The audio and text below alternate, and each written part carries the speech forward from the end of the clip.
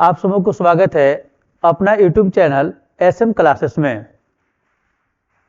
आज हम लोग आकलन परीक्षा और जेटेट से संबंधित एक टॉपिक देखने जा रहे हैं जो बाल विकास का है, यानी कि CDP का है, जिसको हम लोग पेडागोजी भी बोलते हैं।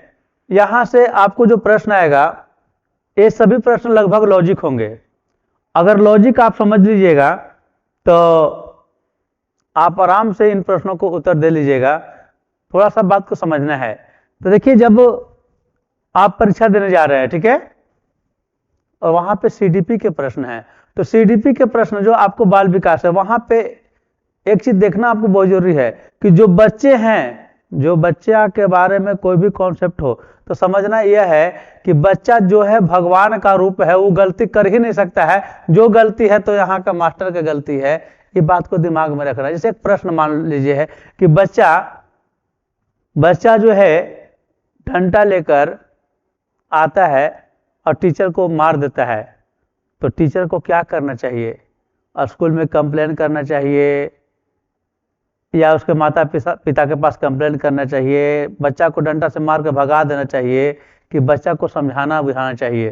तो यहाँ पे सबसे बेटर ऑप्शन यही होगा कि बच्चा को समझाना बुझाना चाहिए। मतलब यही है कि बच्चा कुछ भी करे उसको भगवान समझ के माफ करना, यही टीचर का काम है। ये बात को आप कॉन्सेप्ट रख के आप हमेशा पेडागोजी मारिएगा तो आपको क्या होगा? सही होगा। दूसरा चीज, आप जब भी परीक्षा में आप बैठेंगे तो वहां पे कुछ चीजें आएगा। जैसे में प्रश्न रहेगा निगेटिव, प्रश्न रहेगा पॉजिटिव। तो प्रश्न निगेटिव रहेगा उसका आंसर निगेटिव होगा, प्रश्न पॉजिटिव रहेगा उसका जो आंसर होगा वो पॉजिटिव होगा। और कुछ बातें ऐसे हैं जो कभी नहीं होता है। जैसे बच्चा का विकास है, तो बच्चा के विकास के लिए केवल अगर जहां हो तो आप समझ लिए कि गलत है। जैसे केवल पर्यावरण जरूरी है तो गलत, केवल माता पिता जरूरी है तो गलत, केवल विद्यालय जरूरी है तो गलत, केवल किताब जरूरी है तो गलत। तो केवल शब्द जहां पर होगा वो आंसर आप मत दीजिएगा, समझिएगा कि यह निगेटिव टैग वर्ड है ना। उसी प्रकार से कुछ और भी बातें हैं जिसको आप लोग ध्यान रखिएगा कि हम लोग को माने बच्चा के दृष्टि माने यह देखना है कि बच्चा को दंड देना, किसी भी काम के लिए बच्चा को दंड नहीं देना है। बच्चा कितना बड़ा गलती करेगा तो दंड देना, उसका परीक्षा लेना, यह क्या है? निगेटिव है। यह कभी भी सही नहीं होता है। और सबसे महत्वपूर्ण बात है कि आज हम लोग जो एक टॉपिक देख रहे हैं ये जेंडर से है। यहां से भी प्रश्न आपको सीधे सीधे मिलेगा। जेंडर माने आप जेंडर से कुछ प्रश्न आएगा। जेंडर रूढ़िवादिता, जेंडर रूढ़िवादिता से एक प्रश्न रहेगा। वैसे कि स्त्रीलिंग और पुल्लिंग, स्त्रीलिंग और पुल्लिंग में आप क्या कर रहे हैं? भेद कर रहे हैं, लड़की लड़का में भेद कर रहे हैं। तो यह रूढ़िवादी धारणा है, यानी कि परंपरागत धारणा है, जो बहुत वर्षों से चला आ रहा धारणा है। इस धारणा को हम लोग क्या कहते हैं? लैंगिक रूढ़िवादिता। लैंगिक रूढ़िवादिता से कुछ प्रश्न हैं, इसको आप देख लीजिए। आपको निश्चिंत है कि लैंगिक रूढ़िवादिता से 2 से 3 नंबर का प्रश्न आएगा और सिर्फ इस क्वेश्चन को 10 मिनट देख लीजिएगा तो आपको कॉन्सेप्ट क्लियर हो जाएगा। लैंगिक रूढ़िवादिता को प्रश्नों को आप वहां क्या कर लीजिएगा? आराम से बना लीजिएगा। तो CDP करते समय हमेशा दिमाग को कॉन्स्टेंट रखेंगे तो आपको आराम से परीक्षा में बन जाएगा। पहला। और दूसरा चीज है कि परीक्षा में आप जा रहे हैं, जाइए एकदम माइंड पॉजिटिव करके जाइए, कहीं पे भी कोई प्रॉब्लम नहीं है। जो बीत गया वो बात गया। अगर पिछला परीक्षा किसी कारण से आपका नहीं निकला होगा कोई दिक्कत नहीं है। इस बार आप लोग 100% सफलता प्राप्त कर रहे हैं। बस इस विश्वास के साथ आपको परीक्षा हॉल में बैठना है। अच्छे तरीका से अपना रोल नंबर तो भरा रहेगा ऑलरेडी। जो भी और भी चीजें हैं आप अच्छा से देख के, अगर 8वां का बी है तो 8वां का बी ऑप्शन करेंगे। कभी कभी ये भी होता है कि आप करना क्या है, कर देते हैं क्या। बस माइंड को पॉजिटिव लेके जाइए, आप लोग सबका परीक्षा निकल रहा है। इस वीडियो को आप शुरू से अंतिम तक देख लीजिए, 3 नंबर कम से कम यहाँ से आपको परीक्षा में आ जाएगा। और आप लोग अगर चैनल पर नए हैं तो चैनल को सब्सक्राइब कर लीजिए, क्योंकि इस चैनल के माध्यम से आपको हम जेटेट की संपूर्ण तैयारी कराएंगे, वो भी बिना पैसे का। ठीक है, तो आप इसको अपने दोस्तों में शेयर भी करेंगे। और चलिए फिलहाल आप इसको देख लीजिए। यहाँ से आपको परीक्षा में हमेशा प्रश्न आएगा तो आएगा। कल का परीक्षा यानी कि जो आकलन का परीक्षा है उसमें भी यह प्रश्न निश्चित तौर पर आएगा। तो चलिए एक बात करते हैं कि प्रायः यहीं पे कॉन्सेप्ट ले लेकर हम लोग पढ़ते चलेंगे। प्रायः समाज में शिशु के जन्म की खबर सुनते ही क्या जानने की उत्सुकता होती है। जैसे प्रायः जो है समाज में अगर किसी के यहाँ बच्चा जन्म लिया तो पहले नंबर लोग क्या जानने के लिए उत्सुक होते हैं कि शिशु का स्वास्थ्य कैसा है, कि शिशु के माता पिता कैसे हैं, पिताजी कैसे हैं, माता कैसे हैं, माता का स्वास्थ्य कि पिता का स्वास्थ्य कि शिशु के स्वास्थ्य कि नवजात का लिंग। तो यहाँ पे समाज में धारणा सबसे पहले पूछता है कि क्या हुआ, बेटा की बेटी। तो मैंने पहले उसको जानने की धारणा कौन है, लिंग जानने की धारणा यहाँ पे व्याप्त है। ठीक है, अगला बात है कि समाज में सामान्यतः भेदभाव कब आरंभ होता है। तो समाज में जो भेदभाव है, जो जनरली परंपरागत रूढ़िवादिता जहाँ है वहां जन्म से ही है। अच्छा, ये जो भी प्रश्न है जेसीईआरटी के बुक से है सर, तो आप निश्चिंत रहे कि यहाँ से प्रश्न आपको देखने के लिए मिलेगा, सीधे सीधे मिलेगा। ठीक है, आगे लिंग भेदभाव से क्या समझते हैं, लिंग भेदभाव से क्या समझते हैं। तो लिंग भेदभाव निष्कासन है, अप्रतिभागिता है, व्यवहारिकाधीन है, तो सभी है, तो इनमें से सभी है, लिंग भेदभाव सभी है इसमें। ठीक है, लिंग अनुपात क्या होता है, लिंग अनुपात क्या होता है। तो लिंग अनुपात है 1000 पुरुषों पर 1000 प्रति स्त्रियों बच्चों की संख्या, 1000 पुरुषों पर स्त्रियों की संख्या को क्या कहते हैं, लिंग का अनुपात कहते हैं। समाज में रूढ़िवादी धारणा से लड़कियों में क्या प्रभावित होता है। समाज की जो रूढ़िवादी धारणा है, परंपरागत धारणा है, मान लीजिए जिसको हम लोग एक तरह से अंधविश्वास भी कह सकते हैं, उससे क्या लड़की लोगों को प्रॉब्लम होता है। तो आगे बढ़ने में बाधा होती है, जरूर होती है, आत्मविश्वास में कमी होती है, मनोबल भी टूटता है। यानी कि इसका मतलब कि इसका आंसर क्या हो गया, सभी हो गया। कम उम्र में विवाह होने से विद्यालयों में समस्या दिखती है। तो लड़कियों का विवाह कम उम्र में हो रहा है या लड़कों का विवाह कम उम्र हो रहा है तो बच्चे ड्रॉप आउट हो जाते हैं, यानी कि विद्यालय छोड़ देते हैं। ठीक है, आपको परीक्षा में यहां से प्रश्न जरूर देखने के लिए मिलेगा। देखिए ये जो लोगो देख रहे हैं ना, यही देखिए जेसीईआरटी का है। तो ये जो प्रश्न है जेसीईआरटी से उठाया हुआ है। तो इसके जो आपके आकलन के परीक्षा जेट के परीक्षा सेट कर रहे हैं वे जेसीईआरटी के लोग ही हैं, तो इसलिए आपको प्रश्न यहां से सीधे सीधे देखने के लिए मिलेगा परीक्षा में। आगे देखते हैं हम लोग कि लड़कियां हमेशा कला विषय में अच्छी होती है और लड़के विज्ञान विषय में। यह कथन क्या दर्शाता है। तो यह कथन जो है जेंडर रूढ़िवादिता दर्शाता है। क्या दर्शाता है, जेंडर रूढ़िवादिता दर्शाता है। क्यों, क्योंकि जेंडर रूढ़िवादिता ही बताता है। रूढ़िवादिता माने लोगों के मन की जो धारणा है, परंपरागत धारणा है कि लड़की ये चीज कर सकती है, लड़की खाना बढ़िया बनाती है, लड़का नहीं बना सकता, तो क्या है, जेंडर रूढ़िवादिता है। लड़के फुटबॉल खेल सकते, लड़कियां नहीं खेल सकती, क्या है, जेंडर रूढ़िवादिता है। लड़के फ्राक पहनते हैं, लड़के नहीं पहन सकते, लड़कियां फ्राक पहनती है, लड़के नहीं पहन सकते, क्या है, तो रूढ़िवादी धारणा है। लड़के जींस टॉप, लड़के जो है जींस और शर्ट पहनते, लड़कियां नहीं पहन सकती, या क्या है, रूढ़िवादिता है। तो इसी को हम लोग कहते हैं रूढ़िवादिता। अब प्रश्न कल आपको रूढ़िवादिता से देखने के लिए जरूर मिलेगा, तो आप लोग इस पर गौर कीजिएगा कि रूढ़िवादिता क्या है। लड़की के लिए जो धारणा मन में बनाया हुआ है कि यह काम सिर्फ लड़की करेगी और यह काम सिर्फ लड़का करेगा, यही धारणा को हम लोग कहते हैं रूढ़िवादिता। ठीक है, तो अब यहाँ पे देखिए फिर वही बात आ गया कि लैंगिक रूढ़िवादिता क्या है। तो लैंगिक संरचनाएं हैं, अनुमानसिक निर्धारण है कि जन्मजात व्यवहार है कि अधिग्रहित व्यवहार है। तो ये जो है लैंगिक रूढ़िवादिता जो है अधिग्रहित व्यवहार है, माने लोग यहाँ पे अधिग्रहण कर लिए हैं कि ऐसा ऐसा होता है, लेकिन ऐसी कोई बात नहीं है।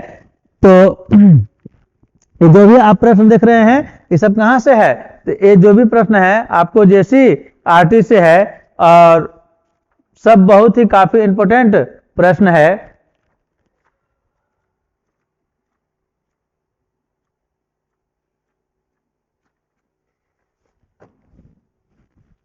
फिर बात करते हैं हम लोग लिंग निर्धारण कैसे होता है। लिंग निर्धारण कैसे होता है, सामाजिक संरचना से, सहज गुण से, जैविक संरचना से कि शारीरिक संरचना से। तो लिंग निर्धारण जो होता है शारीरिक संरचना से होता है। ठीक है, आगे बात करें बच्चे किस उम्र में सामाजिक मूल्यों को सीखते हैं। तो बच्चे जो है प्रारंभिक उम्र से ही सामाजिक मूल्यों को सीखते हैं। बात आगे करें कि भारतीय स्टेट बैंक की प्रथम महिला अध्यक्ष कौन थी। भारतीय स्टेट बैंक की प्रथम महिला अध्यक्ष कौन थी, तो वो थी आपको कौन, अरुंधति भट्टाचार्य। लड़कियों और महिलाओं की स्थिति बेहतर हुई है कैसे? अभियान चलाकर, विरोध करके, जागरूकता फैलाकर। तो सभी बातों से मैंने लड़कियों को स्थिति को बेहतर करने के लिए बहुत तरह का अभियान चलाया गया, बहुत तरह से विरोध प्रकट किया गया है। ठीक है, तो जागरूकता भी फैलाया गया है ताकि लड़का लड़की को लोग क्या करे, कमजोर ना समझे।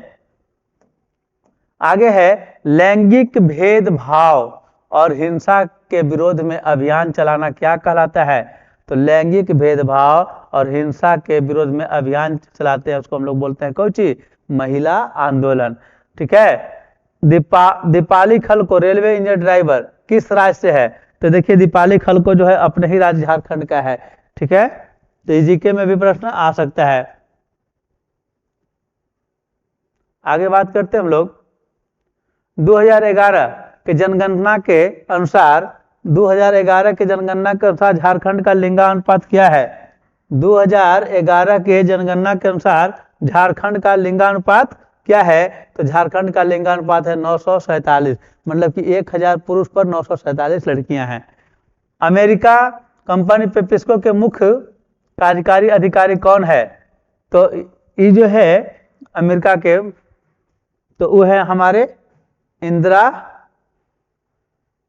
नूई है ना। एक सेकेंड, हाँ मुख्य कार्यकारी अधिकारी ना, हाँ इंदिरा नूई है। अब हम लोग बात करते हैं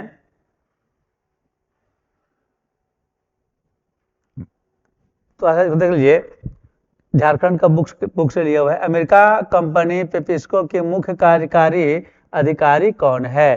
तो कंपनी पेप्सिको का मुख्य कार्यकारी अधिकारी जो है वो इंदिरा नूई है।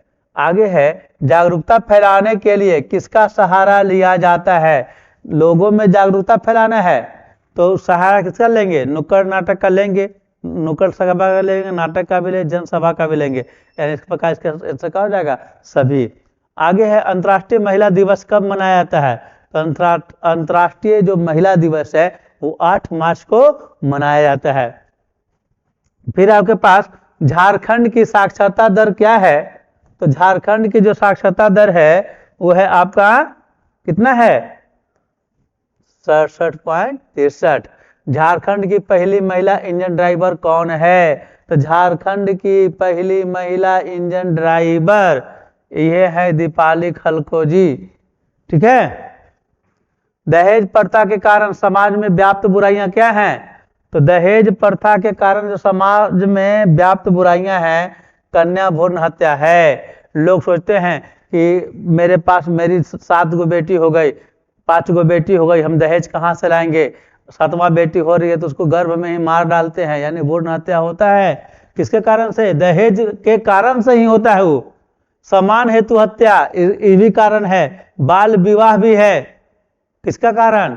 दहेज प्रथा के कारण ये सब बुराई होता है, यानी कहा जाएगा उपरोक्त सभी। आगे है कि भारत की प्रथम महिला आईपीएस अधिकारी कौन है? तो भारत की प्रथम महिला आईपीएस अधिकारी आपकी है, आपका जो है वो है किरण बेदी। किरण बेदी क्या है? तो ये महिला प्रथम आईपीएस अधिकारी है। तो आपका ये प्रश्न जीके में भी देखने के लिए मिलेगा, आपको सीडीपी में भी आ सकता है। चाहे अब रहा बात कि सीडीपी में आए कि जीके में आए, लेकिन कहीं ना कहीं इस जो क्वेश्चन इसमें देख रहे हैं यहाँ से 3 से 4 नंबर कल का आकलन परीक्षा हो या फिर जेटेड का परीक्षा हो उसमें जरूर आएगा। ठीक है, अगर अभी तक आप लोग वीडियो देख रहे हैं तो आप वीडियो को एक लाइक जरूर कीजिए जिससे कि हमारा मोटिवेशन बढ़े, और कमेंट में भी कमेंट बॉक्स में जाकर प्यारा सा कमेंट लिख दीजिए। अगर चैनल पर नया है तो चैनल को सब्सक्राइब कर लीजिए। इस चैनल के माध्यम से आगे आपको जेटेड की परीक्षा की तैयारी शानदार तरीके से करना है। आगे है हाजी अली दरगाह किस राज्य में स्थित है? तो हाजी अली दरगाह कहाँ स्थित है? तो महाराष्ट्र में। वर्तमान समय में विद्यालयों में मिलने वाली निःशुल्क सुविधाएं क्या हैं? तो वर्तमान समय में विद्यालय में सुविधा क्या मिल रहा है? शिक्षा मिल रहा है, पोशाक भी मिल रहा है, मध्याह्न भोजन भी मिल रहा है। तो इस प्रकार सभी है, ये तो आप लोग को ऐसे ही पता है कि आप लोग खुद विद्यालय में हैं और आप लोग खुद विद्यालय के शिक्षक हैं, तो इसके बारे में आपको कोई दिक्कत नहीं है। आगे है कि अनिमा को कक्षा 8 में अच्छे अंक क्यों नहीं आए? क्यों नहीं आए? पढ़ने में मन नहीं लगना खेलने के कारण कि फिल्म देखने के कारण, तो इसको है घरेलू कार्यों का बोझ रहने के कारण। अब मत पूछेगा कि सर अनिमा कौन है। अनिमा कक्षा 8 की एक विद्यार्थी है जिसके बारे में आपके बुक में चर्चा किया हुआ है और उससे रिलेटिव प्रश्न है, तो आप इसको नहीं बोल सकते कि सिलेबस से बाहर, सिलेबस के अंदर ही है। रिंकी के दीदी बनने की खबर सुनकर दादी की प्रतिक्रिया क्या थी? रिंकी की दीदी बनने की खबर सुनकर, माने रिंकी जो थी वो दीदी बन गई, मतलब कि उसकी छोटी एक बहन का जन्म हुआ है। यह खबर सुनकर दादी को क्या प्रतिक्रिया हुआ? तो दादी बेचारी नाखुश हो गए कि फिर लड़की जन्म ले लिया। ठीक है बात।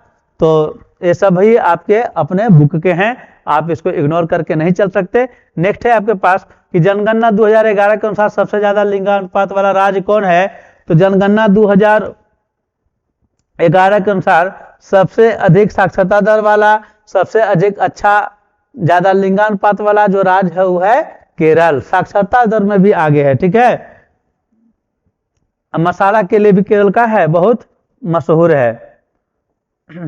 महिला संरक्षण अधिनियम 2005 किससे संबंधित है? तो महिला संरक्षण अधिनियम किससे संबंधित है? तो घरेलू हिंसा से। अब यहाँ ही नहीं कि संरक्षण है तो स्वास्थ्य मार दी जाए, गलत हो जाएगा। ठीक है, कहा लिखना है घरेलू हिंसा से संबंधित है। महिला संरक्षण अधिनियम 2005 को कब लागू किया गया? महिला संरक्षण अधिनियम 2005 को कब लागू किया गया? यह आपके लिए होमवर्क छोड़ा जा रहा है। अगर आप वीडियो को देख रहे हैं तो आप इसका आंसर कमेंट बॉक्स में सर्च करके जैसे भी आप देंगे, जिससे हमको लगेगा कि आप वीडियो को अच्छा से कर रहे हैं। और कमेंट बॉक्स में इसका आंसर के साथ अपना जिला का नाम जरूर लिखिएगा, जिससे हमको पता चले कि आप किस जिला से हमारे वीडियो को देख रहे हैं। नेक्स्ट है, निम्न में से कौन सा आंदोलन महिला आंदोलन है? इसमें से कौन सा आंदोलन महिला आंदोलन है? तो निर्भया आंदोलन जो है सो महिला आंदोलन है। चिपको आंदोलन पेड़ के लिए है, राष्ट्रवादी आंदोलन अलग है, भारत छोड़ो आंदोलन देश आजाद कराने के लिए है। ठीक है, लिंग एक अवधारणा है। लिंग एक कैसी अवधारणा है? लिंग का जो अवधारणा का है, जैविकीय अवधारणा है कि अजैविकीय है कि असामाजिक है कि सामाजिक अवधारणा है? तो लिंग की अवधारणा जो है क्या है? असामाजिक अवधारणा है। ठीक है, या ना चलो सामाजिक अवधारणा लेंगे कि यह अवधारणा समाज में बनाया हुआ है। ठीक है, रूढ़िवादिता का तात्पर्य है। रूढ़िवादिता का क्या तात्पर्य है? रूढ़िवादिता का तात्पर्य है पुराने रीति रिवाज को अस्वीकार करना, कि पुराने परंपरा को ज्यों के त्यों स्वीकारना।